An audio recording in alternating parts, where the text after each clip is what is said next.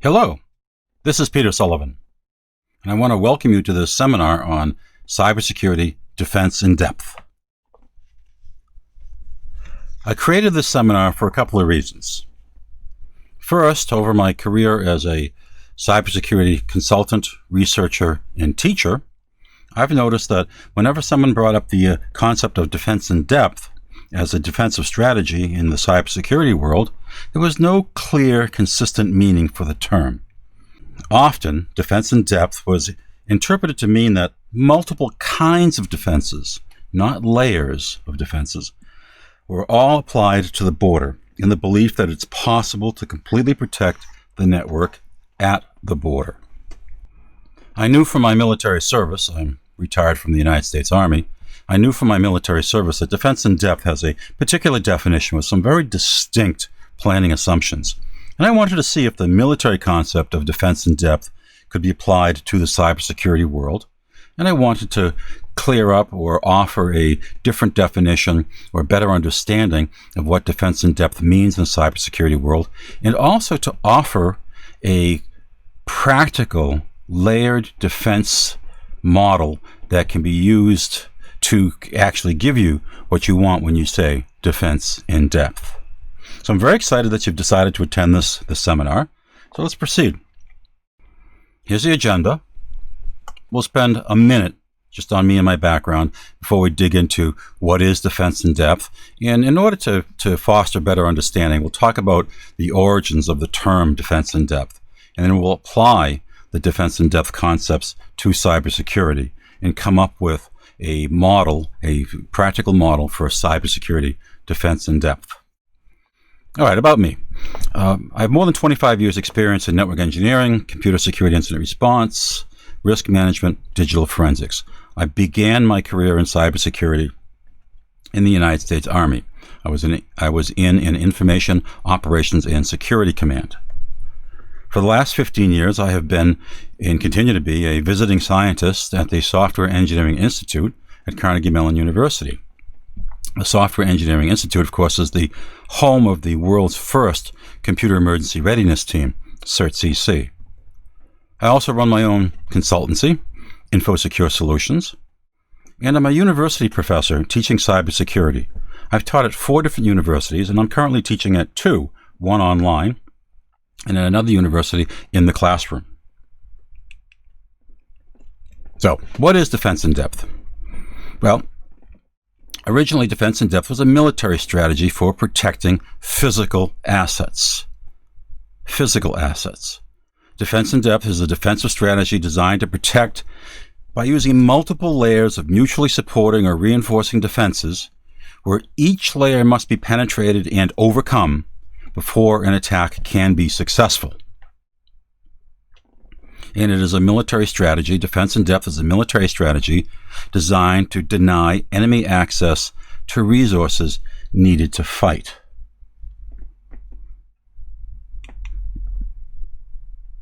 Defense in depth from the military perspective has several core assumptions. First is an assumption that an attacker will always be able to penetrate the perimeter. Let me say that again. The assumption is that an attacker will always be able to penetrate the perimeter. So if all of your defensive resources are located at the perimeter, as soon as the perimeter is penetrated, your defensive capability is zero. Another military planning assumption with respect to defense in depth is that defense in depth will enable counterattacking the enemy. And it does that by slowing the enemy down, giving you the opportunity to marshal additional resources and to pull together a counterattack. So defense in depth from a military perspective is all about what happens after the perimeter has been penetrated. The third planning assumption from military defense in depth is this idea that the enemy is going to be located some distance away from what you're trying to defend. That gives you the capability of yielding space to gain time and to also potentially outflank and destroy your enemy. That is one of the reasons why you would do that, and that is one of the assumptions. And the fourth assumption for military defense in depth is that it is possible to eliminate the attacker or at least degrade their ability to continue to attack. So those are the 4 military defense-in-depth assumptions. Well, what's the problem with that? Well, the problem with that is that military defense-in-depth strategies do not transfer well to the cybersecurity world. So what we need to do is we need to redefine defense-in-depth as a model of layered strategies for cybersecurity. So first off, let's apply the military assumptions we just talked about to cybersecurity and see where things break down. Number 1, an attacker will always be able to penetrate the perimeter. Well, the defensive perimeter, as we said, is for delaying, not stopping the enemy. So the presumption is that you have to have more layers of defense than just the perimeter. And the delay in getting through the perimeter causes the enemy to expend resources needed to sustain an attack. And as I said earlier, it also provides you with the opportunity, the time, to gather your resources in order to counterattack and destroy the enemy. So the delay in penetrating the perimeter causes the enemy to expend resources needed to sustain an attack. And as I said earlier, also gives you an opportunity to pull together resources to mount a counterattack and to destroy the enemy.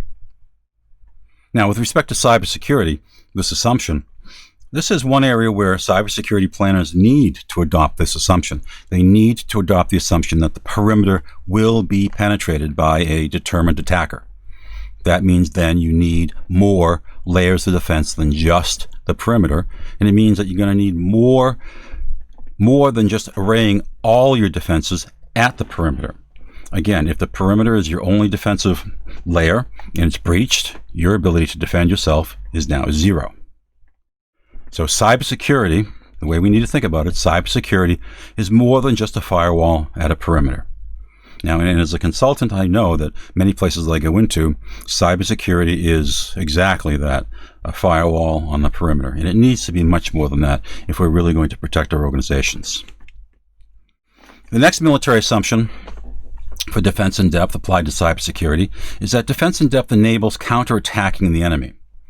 Okay? Delay causes the enemy, again, to expend resources, draws the enemy into kill zones, encircle and counterattack the enemy. Well, in cybersecurity, there is no strategy where an attacker can be drawn into the network deep enough to be outflanked and destroyed. That type of strategy just doesn't exist.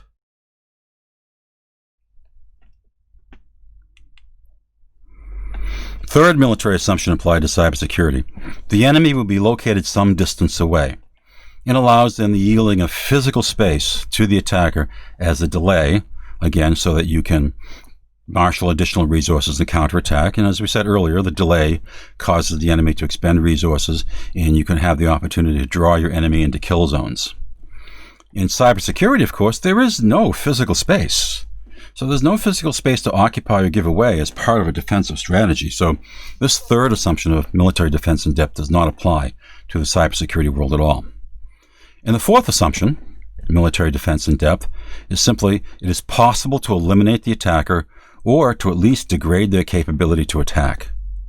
And just like in assumption number 3, there is no cybersecurity defensive strategy that will eliminate or degrade an attacker. The attacker is sitting just outside your perimeter, lobbing attacks in over the wall, if you will, waiting to find one that works. And there's nothing you can do to stop them, and there's nothing you can really do in order to degrade their ability to continue doing that. You do, however, have control over the defensive layers that you put together in order to defeat the attacker. So, what's our conclusion here? Our conclusion is that military defense-in-depth has no practical application in the cybersecurity realm, other than having cybersecurity folks adopt the first assumption that says a determined attacker will always be able to penetrate the perimeter. Other than adopting that as planning assumption, military defense-in-depth has no practical application for cybersecurity. So, now what do we do? Well, first off, we're going to forget the notion that it's possible to protect our systems, information, and businesses at the border, at the perimeter. It's not possible. And focusing on the perimeter and perimeter security has taken our attention away from what's really important. And we must then protect information needed to sustain operations, whether or not intruders have invaded our networks. If you make the assumptions that a determined attacker will always be able to penetrate your perimeter, then you must have some capability of continuing to defend and protect your information and information resources once an intruder has gained entrance into your network. Also, from the perspective, for instance, of an insider kind of problem, all of your defensive capabilities and layers are going to be inside the network, because an insider, by definition, is already inside the border. So we need to protect our information, and the information needed to sustain our ability to perform our mission. What's the bottom line then? Well, we must adopt a practical defensive model that can actually provide the level of cybersecurity desired and the level of compliance required, by the way. All right, compliance is a big issue, and we can get both. We can get both security and compliance through a practical defensive model. So let's talk about then a practical defense-in-depth model. The model I'm about to discuss with you is based on a CERT-CC layered defense model. And each layer offers specific security services and supports all of the other layers. And because it's a layered defense, as we said earlier, each one of these defenses must be penetrated and overcome before an attack can be successful. And that is the idea behind the layering and the mutual support that these defense strategies offer. So let's introduce and discuss a practical defense-in-depth model. The model I'm about to introduce and discuss with you is based on a CERT-CC layered defensive model, where each layer offers specific security service and supports the other layers in providing you with a high degree of cybersecurity. So let's talk about each of these layers, and there's 8 of them. Now, each layer we're going to talk about, each defensive layer we're going to talk about, is presented on a single slide. Now, each of these cybersecurity layers is pretty involved and can be pretty detailed, but we're going to present it on a single slide, even though some of these topics actually comprise multi-day courses or semester-length courses that I teach. But we're going to just introduce the concept and introduce you with essentially an outline here, or a list of cybersecurity defensive layers that you should strongly consider using. So first layer defense, policy management. Policy management is the foundation of security management. There's no way around that. And if that's true, and I believe that it is, why is it then that I go into organizations today as a consultant, I go into big organizations that know better, and that when it comes time to review their cybersecurity plans, policies, and procedures, there's not much to see. They don't have much to show. And if you don't have the policies, the plans, the policies, the procedures for cybersecurity, your ability to perform security management is seriously compromised. You also lose the ability to connect your business goals and processes to your cybersecurity goals and processes. Business goals are preeminent, and everything else that you do, including cybersecurity, should directly support business goals. But if you don't have policy management as a foundation of security management, your ability to do that doesn't exist. Oftentimes, organizations focus a lot on compliance. There's a reason for that. I mean, failing to comply can be expensive, costly, and it's good that organizations focus on compliance. However, oftentimes I find organizations focus on compliance and mistake it for security, and it is not. Compliance is not security, and it is possible to have both. It is possible to have security and meet your compliance requirements. In this layered model that we're talking about here, beginning with policy management, can do that. Just understand the overarching goal of this layered model. And the overarching goal is simple: organizational continuity. The ability to continue to do whatever it is that you say you do, whatever it is your business is about. And that's what this is about: being able to protect your ability to perform your mission, to run your business. Risk management. So let's demystify risk management just a little bit. Risk management is not some esoteric science that is found in the bowels of insurance companies or other organizations like that, but rather risk management is a prioritization and decision-making tool that you and everybody uses every day. You may not realize that you're doing it, and you may not be doing it in an organized fashion, in an organized, documented fashion, but you're doing it every day. The idea here is that let's formalize our risk management processes so that we know what our priorities are and we know what decisions we need to make. One of the critical elements of risk management is just identifying those things that are at risk. What is the value at risk? And those things in the information and cybersecurity world are critical assets. The second thing we need to do in the risk management layer is to understand our threat environment. What is it out there that threatens our organization? What are the possible problems that could come in and cause us outages, data loss, loss of customers, what have you?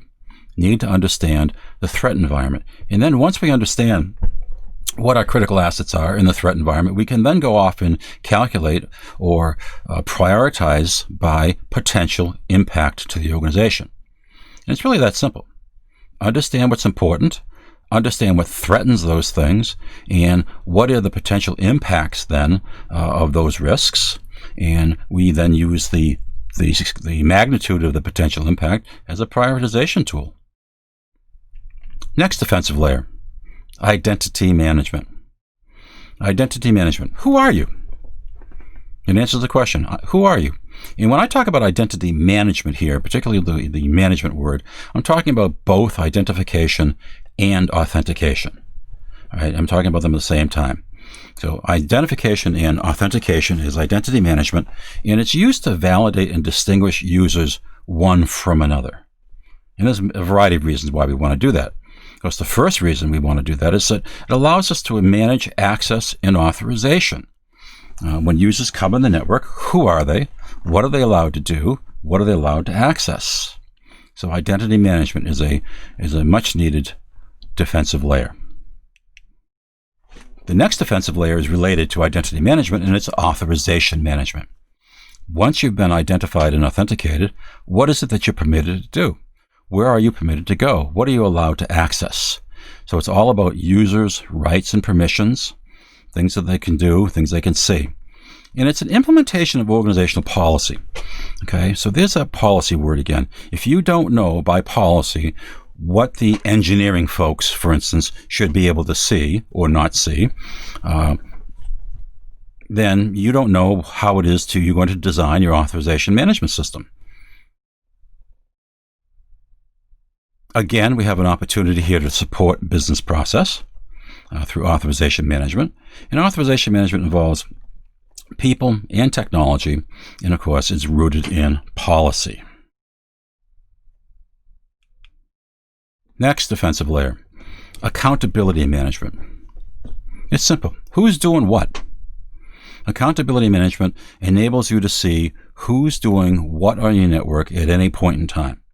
It removes the ability for folks to say, it wasn't me, which is probably the most often used defense when somebody gets caught doing something they're not supposed to be doing on the network. They simply say, it wasn't me. And you know what? You probably can't prove it. You probably can't prove that it was them unless you have some sort of strong accountability management defensive layer. And these services, these three services are in fact layered upon each other, and they depend upon each other. Accountability relies upon authorization. Authorization depends upon authentication, and authentication depends upon identification. So you can see how these three layers of defensive measures actually support each other. Next defensive layer, availability management. Now here's one that folks oftentimes don't think about at all. Okay, it is, of course, an essential part of our CIA, confidentiality, integrity, and availability triad. But think of it this way. What happens if things on your network or your network itself is just not available? What happens? What happens to your business? What happens to your ability to do business? So we need a defensive layer crafted with availability management in mind. We need host availability strategies. You need to identify your critical hosts and come up with high availability solutions for them. And there's a variety of possible solutions. Similarly, network availability strategies. You need your network up and running. And there's a variety of ways in order to promote that. Redundant network architectures, for instance, is one. Multiple data centers is another, for instance. So network availability strategies are something that is very important, very critical to pull together so that your network stays up and running. I mean, what happens to your network when the power goes out? Does everything just fail? Or is there ability for the network to sustain itself under battery power while it shuts down gracefully? Or is there an opportunity for your network and your data center to sustain itself on battery power until the emergency generators kick in? Those are network and host availability strategies that you need to think about. And of course, then there's also, in addition to host and network availability management strategies, there's also management strategies surrounding business continuity and disaster recovery. So these are things that organizations need to spend time on. My experience as a consultant is that many times organizations, particularly organizations that have been around for a while, okay, the 200-year-old insurance company, just to pick on something, they know about business continuity and disaster recovery, but they may not be doing a lot of these other things with respect to host availability and network availability. So we need to tighten this up, and we need to get better at managing the availability of things on our network and the network itself. Next defensive layer, configuration management. And configuration management encompasses a number of different strategies here. Number one of which is inventory and asset control.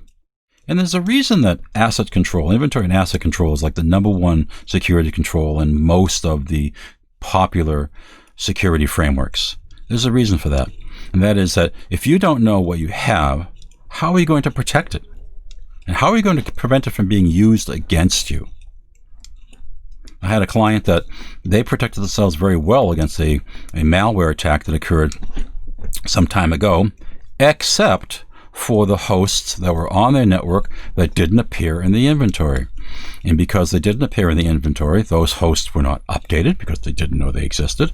And because they weren't updated, they were susceptible to the ransomware, and they acted as an entry point into the rest of the system for damaging ransomware. So inventory and asset control is extremely important.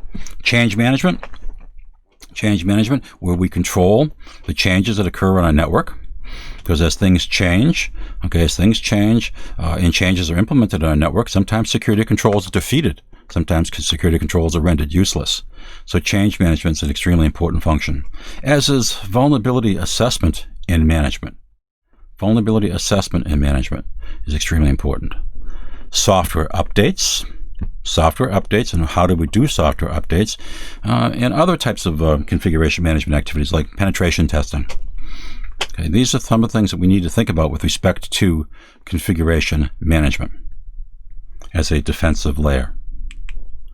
And then the last defensive layer we want to talk about is incident management.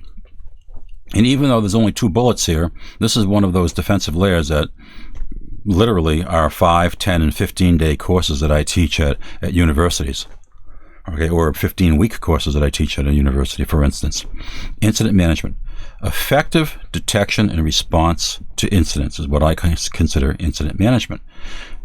You have to create an incident management capability. Effective response to incidents reduces the damage caused and lessens the cost of recovery to an incident. Even still today, however, the gap between when an incident or an intrusion occurs and when the network operator finds out about it is still too large. It can be weeks, months, or even longer.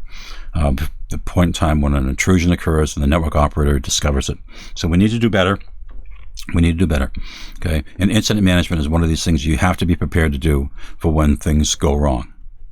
Now, each one of these defensive layers that we've talked about requires a policy topic in and of itself. Okay, so each one of these things is going to be represented in your policy management layer as well.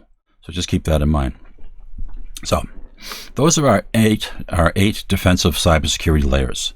All right. Notice that I didn't talk about firewalls. I didn't talk about intrusion detection, intrusion prevention. Those things are great and necessary. However, they focus on a very, very small aspect of network security, where the things we're talking about here are broad and talk about protecting the network, protecting the organization, and protecting information. So defense in depth is more than just firewalls and IDS systems, which are important, but it's much, much more than that. If you're one of those organizations that your defensive strategy is a firewall and an antivirus scanner, and that's it, well, you've got work to do. Okay, work to do. So a practical security model that we've just discussed is based on layers of security services. And again, the overarching goal is continue to protect our organization's ability to perform its mission. So the bottom line is simply, military defense in depth has no real application in cybersecurity, except for that first assumption, where you assume that an attacker will be able to penetrate your perimeter, and then everything you do after that is defense in depth. I want to thank you for listening to this seminar. I appreciate the time that you took to listen to what I had to say. If you've got any comments or questions or anything else that you want to say, you go ahead and email me. There's my email address, peter.sullivan@infosecurellc.com. And again, I really appreciate you taking the time to listen to this seminar, and I hope you got some value from it. And again, send me an email. Thanks. Bye.